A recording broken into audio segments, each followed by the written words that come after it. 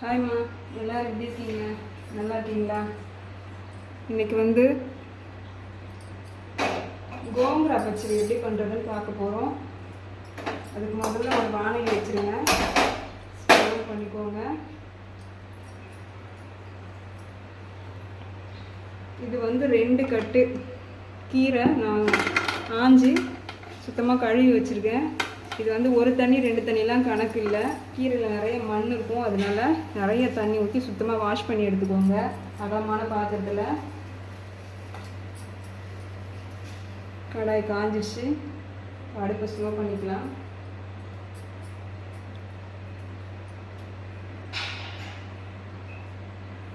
இது 2 table spoon தனியா, கொத்தமல்லி விதை,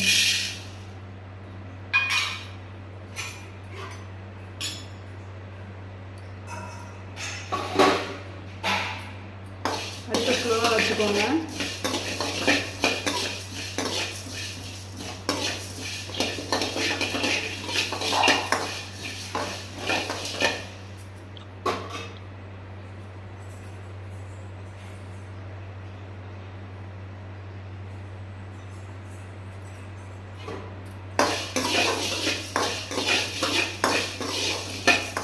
எல்லா பொருளையும் தனித்தனியாக வறுத்துக்கோங்க.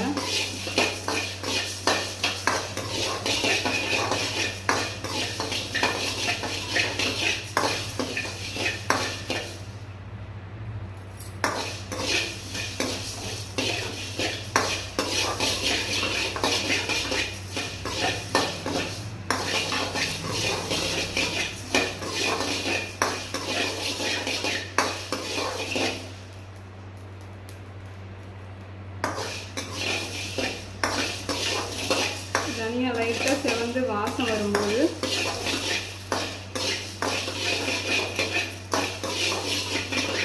லைட்டாக வெடிக்க ஆரம்பிக்கும்.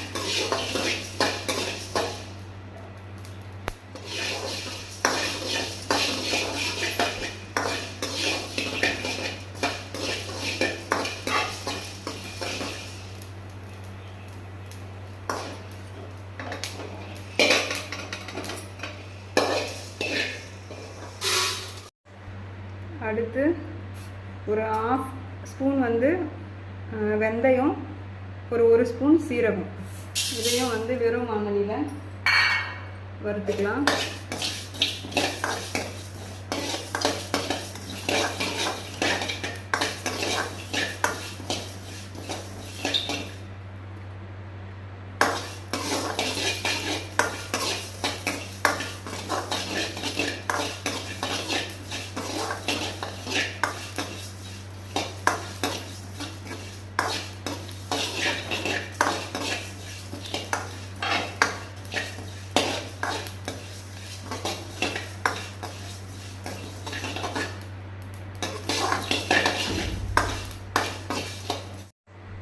நல்லெண்ணெய் இருந்தால் கொஞ்சம் போல் விட்டுக்கோங்க. என்கிட்ட நல்லெண்ணெய் இல்லை, அதனால நான் சமையலுக்கு யூஸ் பண்ணுறேன், நார்மல் எண்ணெய் யூஸ் பண்ணுறேன். கொஞ்சமாக போட்டுக்கோங்க.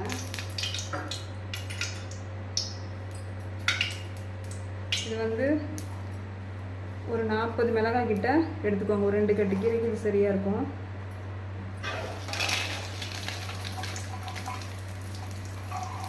ஒரு 2 மிளகாய் மட்டும் வச்சுக்கலாம்.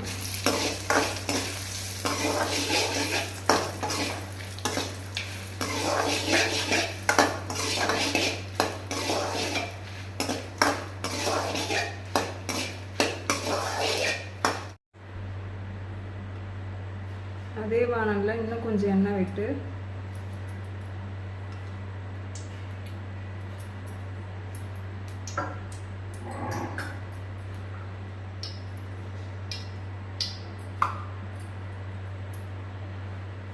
ஒரு 4 பச்சை மிளகாய் உடைச்சி போட்டுக்கோங்க. முழுசாக போட்டிங்கன்னா வெடிக்கும்.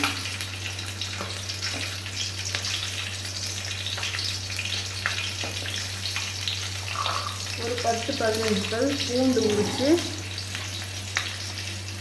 அது கூட சேர்த்துக்கோங்க.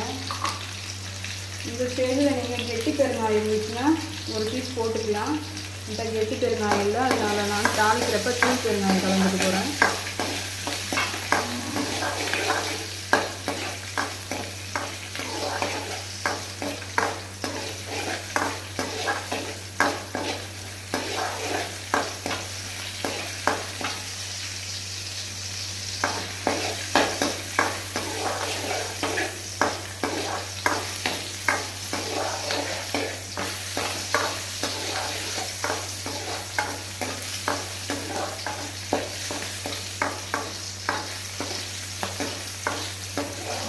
பூண்டு நல்லா கலர் மாதிரி இருக்கும், வதக்குங்க.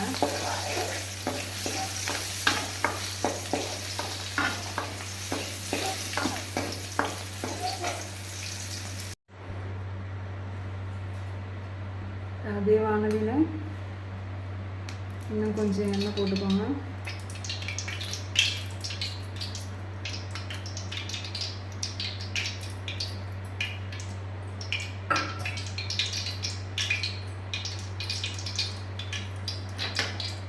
இதெல்லாம் சுத்தம் பண்ணி வச்சுருக்கிறேன் இந்த கீரையை எண்ணெயில் தண்ணி பட்டவுடனே வெடிக்கும், சிதறும், பார்த்துக்கோங்க.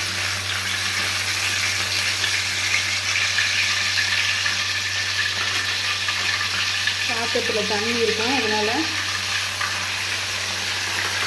பிழிஞ்சு போடுங்க.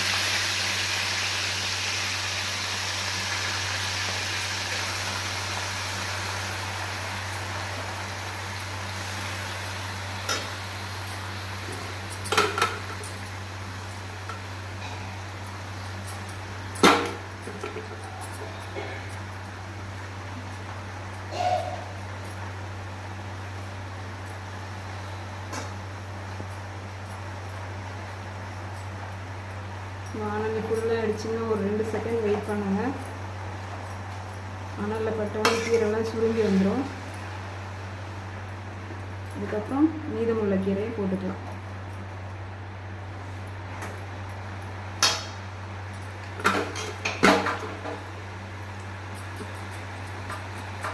இது வந்து தெலுங்கில் கோங்குரா சொல்லுவாங்க.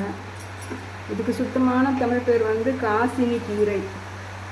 இதை வந்து நம்ம பேச்சு வழக்கில் காசலா கீரை, புளிச்ச கீரை அப்படின்லாம் சொல்கிறோம். ஆனால் உண்மையான தமிழ் பேர் வந்து காசினி கீரை. இதில் இரும்பு சத்து இருக்குது, கால்சியம் இருக்குது, முக்கியமாக சுகருக்கு வந்து நல்லது.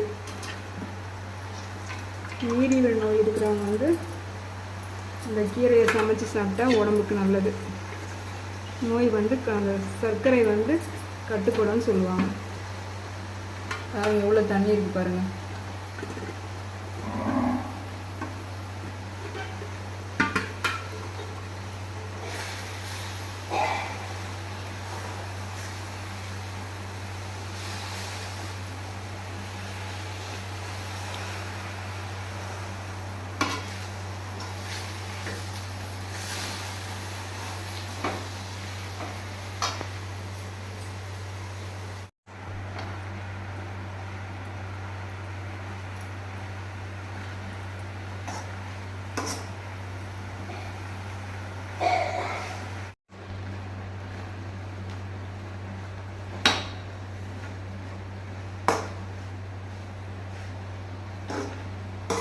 ஒரு வானொலி ஃபுல்லாக இருந்துச்சு கீரை.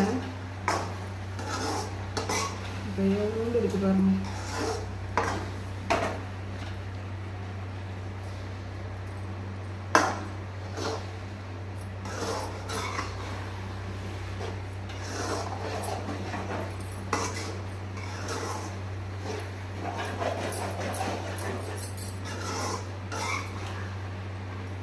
தண்ணிலாம் வடிச்சிட்டு சுத்தமாக போட்டோம். ஆனாலும் பாருங்கள் எவ்வளோ தண்ணி விட்டுருக்கு.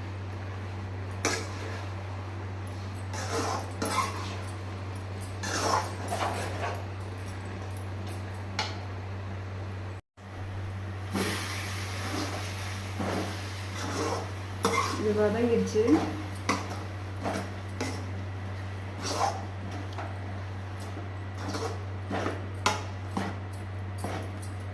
இப்போ அடுப்பு ஆஃப் பண்ணிக்கலாம்.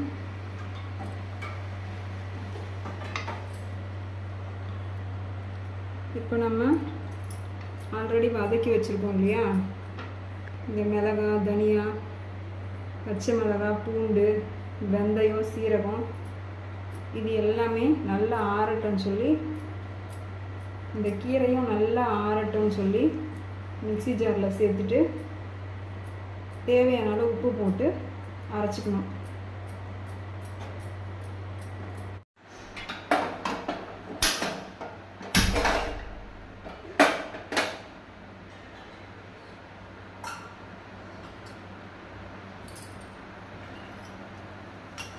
நம்ம அரைச்சிட்டு வந்துட்டோம். வறுத்து ஆற வச்சது, வதக்கி ஆற வச்சது எல்லாத்தையும் மிக்ஸி ஜாரில் போட்டு அரைச்சிட்டு வந்துட்டோம். தேவையான அளவு எண்ணெய் ஊற்றிடுவாங்க.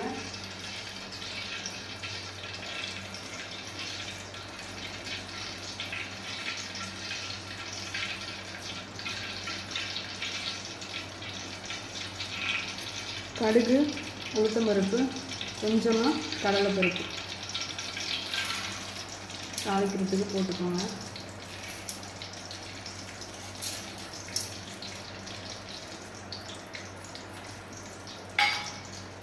நம்ம எடுத்து வச்ச மிளகால ஒரு 4 மிளகாய் எடுத்து வச்சுருக்கோம்.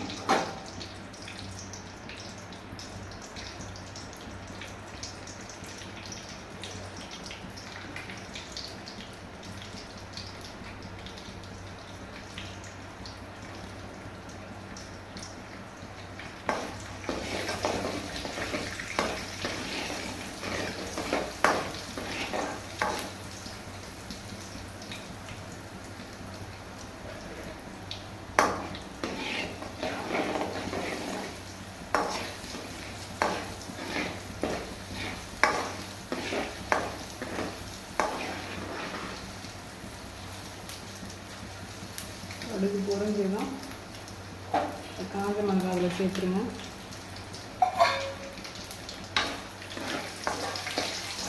அடுப்பை நல்லா ஸ்லோவாக வச்சுக்கோங்க.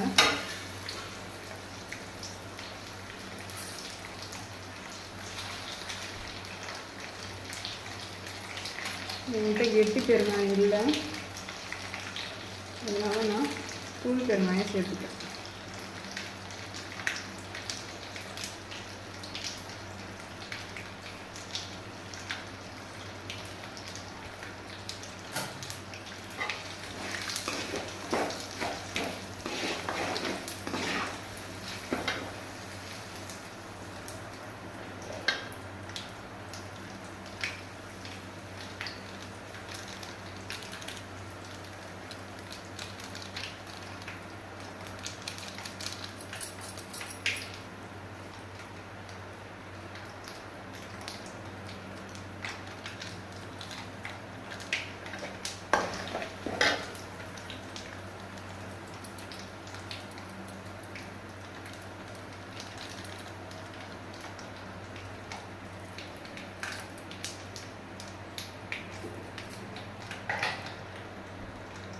ஒரே ஒரு பிஞ்ச் மஞ்சள் பொடி போட்டுக்கோங்க.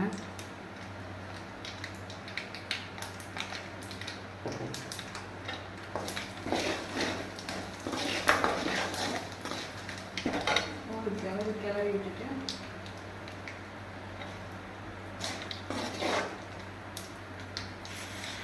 நம்ம அரைச்சி வச்ச இந்த விழுதை இதில் போட்டுருங்க.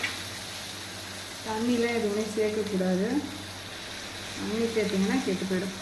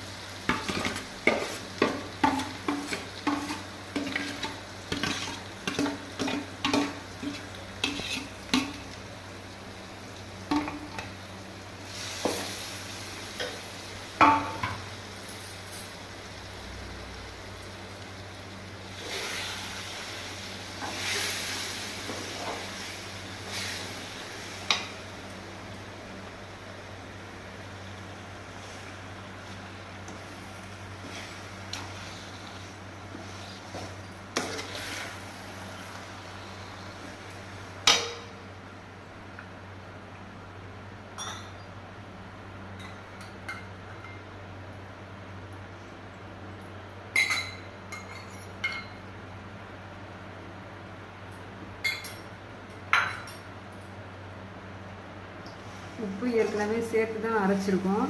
நல்லா வதங்கி வரும்போது கொஞ்சமாக வேணால் டேஸ்ட் பண்ணி பாருங்கள். உப்பு பத்தலைன்னா கல்லுப்பு போட்டு அரைச்சிருக்கேன், வேணும்னா நீங்கள் சால்ட்டு கொஞ்சம் ஆட் பண்ணிக்கோங்க.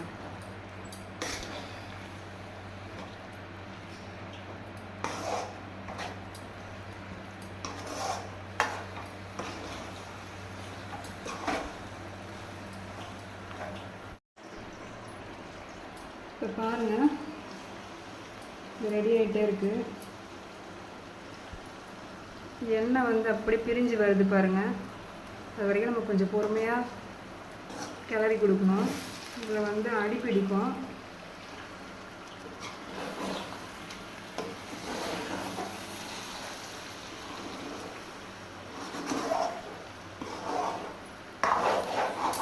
இது நம்ம ஸ்டோர் பண்ணி வச்சு சாதத்துக்கும் பிணைஞ்சு சாப்பிட்லாம், இட்லி தோசைக்கும் தொட்டு சாப்பிட்லாம், நல்லாயிருக்கும். அதனால் ஸ்டோர் பண்ணி வைக்கிறதுனால கொஞ்சம் நல்லா ரெடி பண்ணணும். ஈரப்பதம் இல்லாமல் நல்லா வதக்கி எடுக்கணும். இதுக்கு கொஞ்சம் டைம் எடுக்கும், கொஞ்சம் பொறுமையாக செய்யணும்.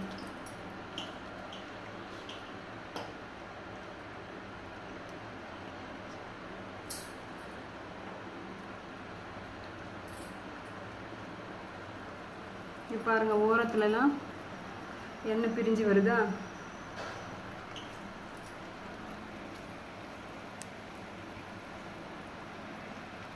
இது ரெடி ஆயிடுச்சுன்னா பபிள்ஸ் வரும்.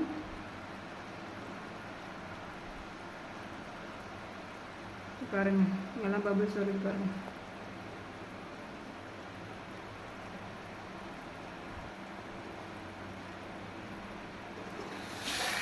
கல்லுப்பு போட்டு அரைச்சிக்கோங்க, அதுதான் ஸ்டோர் பண்ணுறதுக்கு நல்லாயிருக்கும். இது ரெடி ஆயிடுச்சு.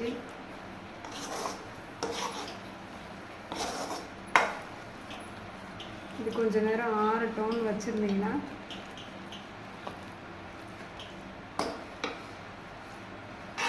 அந்த எண்ணெய்லாம் பிரிஞ்சு வந்துடும். அதுக்கப்புறம் நீங்கள் ஒரு ஏர்டைட் கண்டெய்னரில் போட்டு ஸ்டோர் பண்ணி வெளியில் வச்சா ஒரு 1 வீக் வச்சுக்கலாம். நீங்கள் ஃப்ரீசரில் வச்சு ஸ்டோர் பண்ணிங்கன்னா ஒரு 15 days வரைக்கும் வரும்.